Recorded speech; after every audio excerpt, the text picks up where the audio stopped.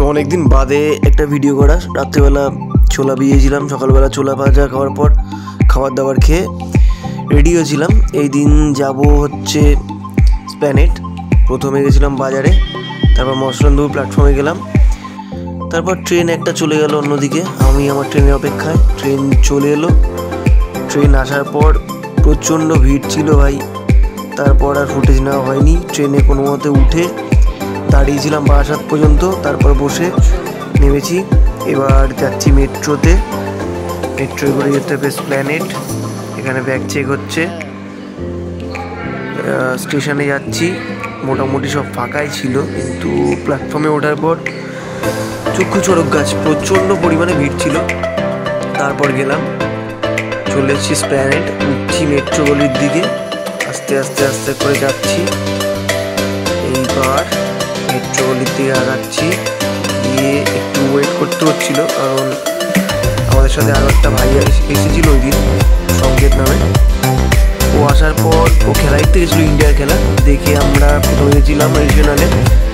ওখানে দেখলাম ওখানে ছিল লেন্সটা একটু দাম বেশি চাইছিল। ফার্স্টে আমি কনফিউজ ছিলাম যে কোন লেন্স নেব। ফার্স্টে ঠিক ছিল স্যামিয়া, তারপর ঠিক হলো সিগমা নেব, তারপর আবার অনেক ভাবাভাবির পর জাইস। যাই হোক, এই দিন সুমনদার দেখা হয়েছিল তার বন্ধুর সাথে, তো আমিও পাশে দাঁড়িয়েছিলাম। তারপর ওখানে গেলাম, গিয়ে পুরো টাকাটা পে করবো নাকি ইএমআই নেব না কি করব, এইভাবে মাথা খারাপ হয়ে যাচ্ছিলো। তারপর ইএমআইটাই করিয়ে নিলাম ম্যাক্সিমাম কিছুটা দিয়ে। তারপর নেওয়ার পর লেন্সটা চেক করছিলাম। এখানে লেন্স চেক করবো যখন ক্যামেরাটা নিয়ে এসেছিলাম আমি, খুলে লেন্সটা চেঞ্জ করার জন্য ওয়েট করছিলাম। দাদা খুলে দিচ্ছিল ব্যাগটা। যখন লেন্সটা বেরোচ্ছিল তখন তো ভাই দেখে ভালোই লাগছিল। যাই হোক, লেন্সটা বের করার পর যখন প্রথমবার দেখলাম, বেশ চোখে একটা চমক খেলে গেছিলো। এরপর যেটা হলো, লেন্সটা লাগানোর পর আমার তো এক্সাইটমেন্ট, চোখ মানে আকাশে পুরো। তারপর দাদা একটু দেখছে সেট আপ করে, কিছুই না, দেখবে যে ক্লিয়ার কি ক্লিয়ার না, এটুকুই।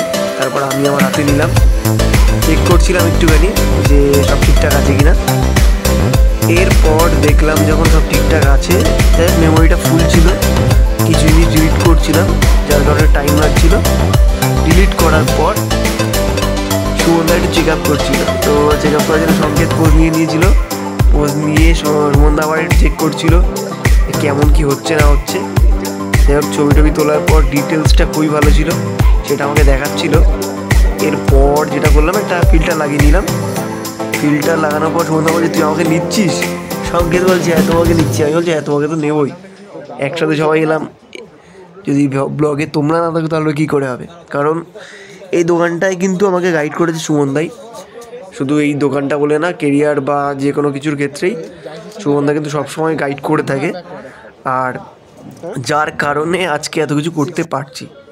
তারপর সব কিছু করার পর একটু গেছিলাম সামনের দিকে রোল খেতে।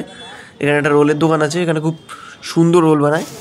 যাই হোক, আমি জানতাম না, আমি এখানে খাইনি এর আগে, তো অর্ডার করা ছিল। অর্ডার করার পর আমরা দাঁড়িয়েছিলাম, আমি আর সংকেত। দাঁড়ানোর পর সবাই মিলে খাওয়া দাওয়া হলো। ফুটেজটা মিস করে গেছি ওটা। যাই হোক, এসে দেখি ট্রেনটা বেরিয়ে গেল। তারপরে আবার আমরা ওয়েট করছি দমদম জংশনে। সুমনদারা নেমে গেল, আমি আমার মতো একা চলে এলাম, কারণ ওরা দুর্গানগর নেমে গেছে। তারপর নেমে যখন বাড়ি আসছি, দেখছি রাস্তা সাইডে নিয়ন আলো লাগিয়েছে। তারপর আর কি, সোজা টুকটুক করে বাড়ি ঢুকে গেলাম। টাটা।